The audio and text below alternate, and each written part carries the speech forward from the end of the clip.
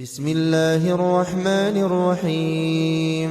يا أيها الناس اتقوا ربكم الذي خلقكم من نفس واحدة وخلق منها زوجها وبث منهما رجالا كثيرا ونساء واتقوا الله الذي تساءلون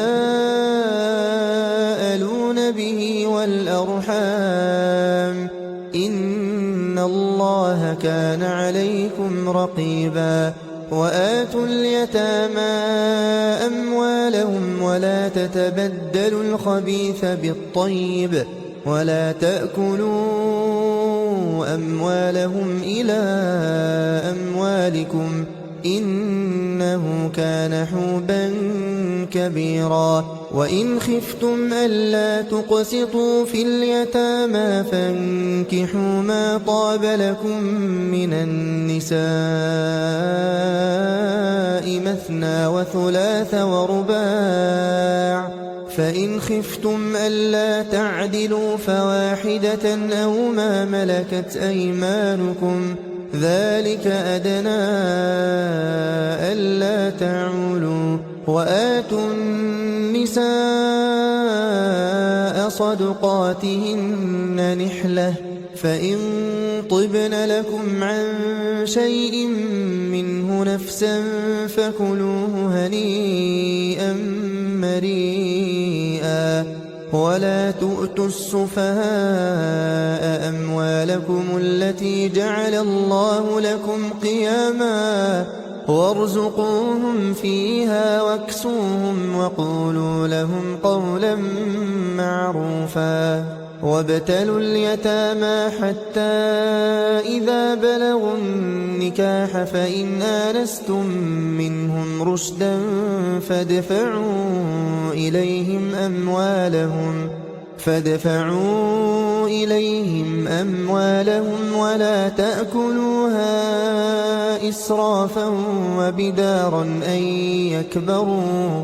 ومن كان غنيا فليستعفف ومن كان فقيرا فليأكل بالمعروف. فإذا دفعتم إليهم أموالهم فأشهدوا عليهم وكفى بالله حسيبا.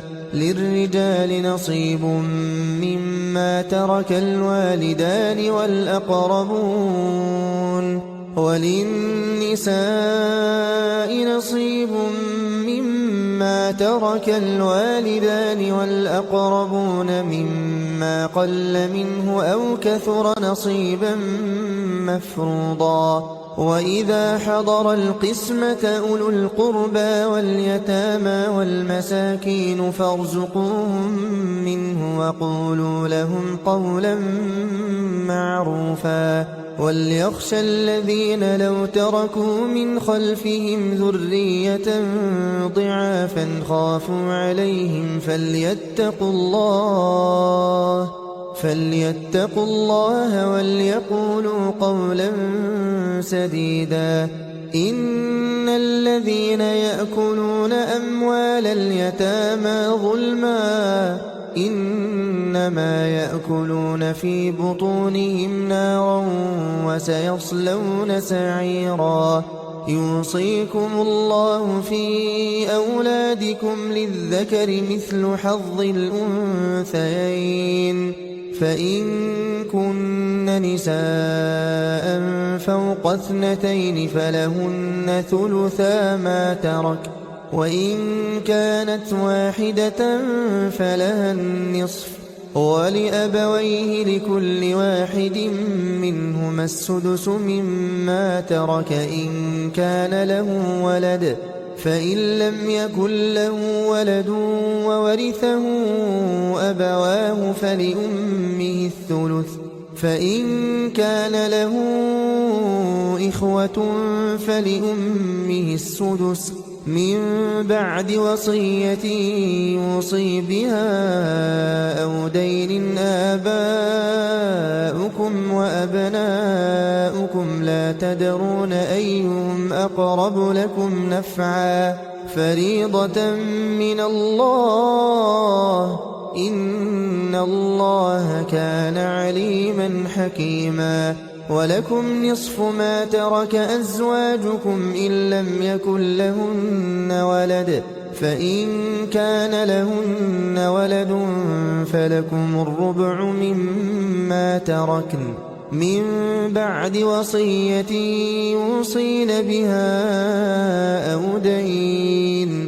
ولهن الربع مما تركتم إن لم يكن لكم ولد فإن كان لكم ولد فلهن الثمن مما تركتم من بعد وصية توصون بها أو دين. وإن كان رجل يورث كلالة أو امرأة وله أخ أو أخت فلكل واحد منهما السدس فإن كانوا أكثر من ذلك فهم شركاء في الثلث من بعد وصية يوصى بها أو دين غير مضار وصية من الله والله عليم حليم. تلك حدود الله ومن يطع الله ورسوله يدخله جنات تجري من تحتها الأنهار خالدين فيها وذلك الفوز العظيم. ومن يعص الله ورسوله ويتعد حدوده يدخله نارا خالدا فيها وله عذاب مهين. واللاتي يأتين الفاحشة من نسائكم فاستشهدوا عليهن 4 منكم فإن شهدوا فأمسكوهن في البيوت حتى يتوفاهن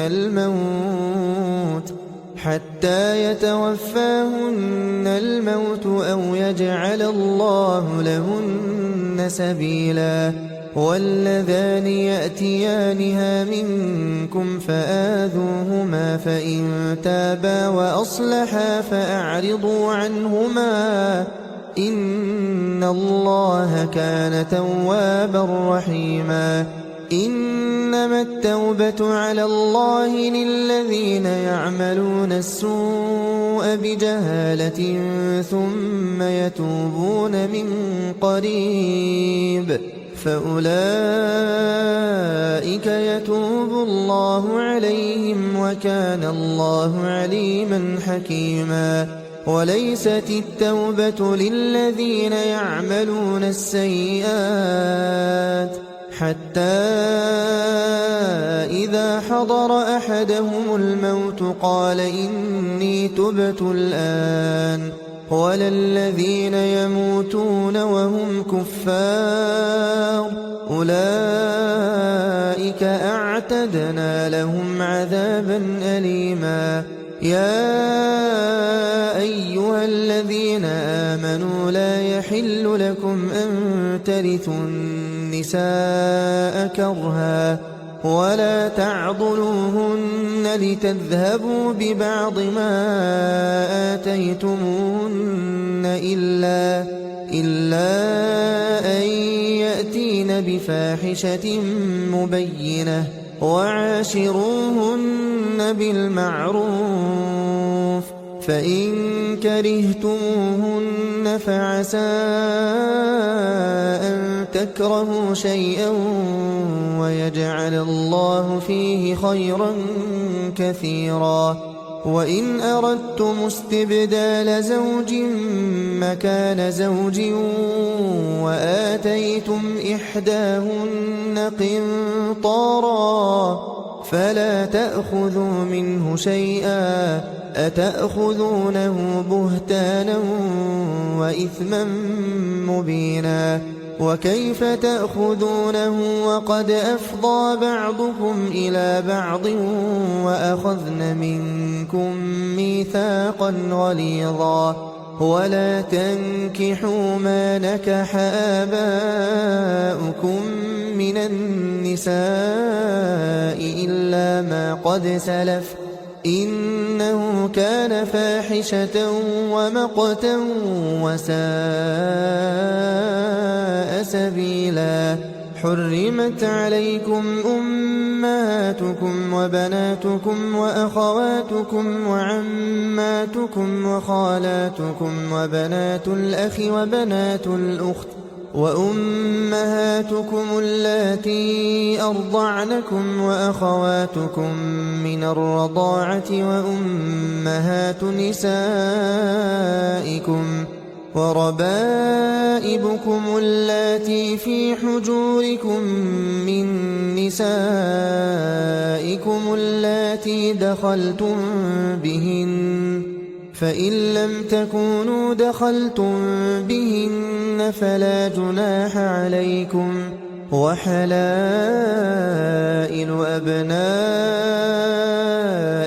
الذين من أصلابكم وأن تجمعوا بين الأختين إلا ما قد سلف إن الله كان غفورا رحيما والمحصنات من النساء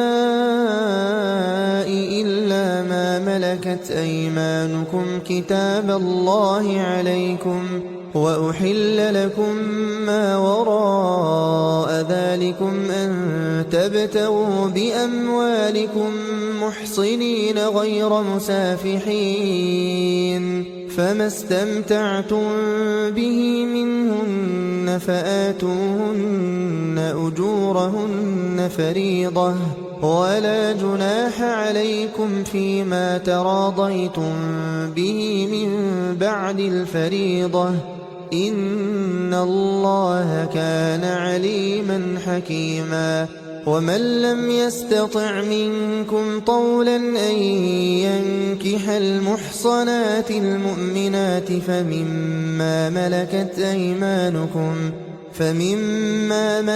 أيمانكم من فتياتكم المؤمنات والله أعلم بإيمانكم بعضكم من بعض فانكحوهن بإذن أهلهن وآتوهن أجورهن بالمعروف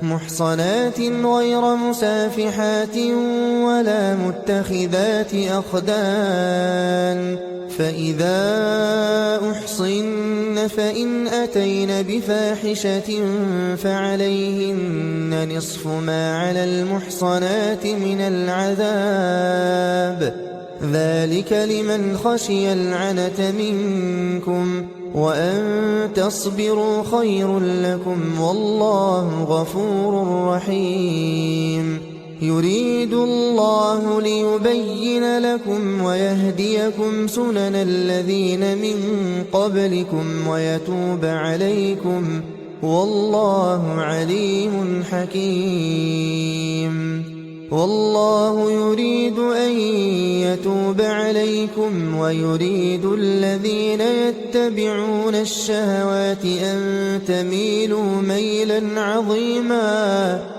يريد الله أن يخفف عنكم وخلق الإنسان ضعيفا يا أيها الذين آمنوا لا تأكلوا أموالكم بينكم بالباطل إلا أن تكون تجارة عن تراض منكم ولا تقتلوا أنفسكم إن الله كان بكم رحيما ومن يفعل ذلك عدوانا وظلما فسوف نصليه نارا وكان ذلك على الله يسيرا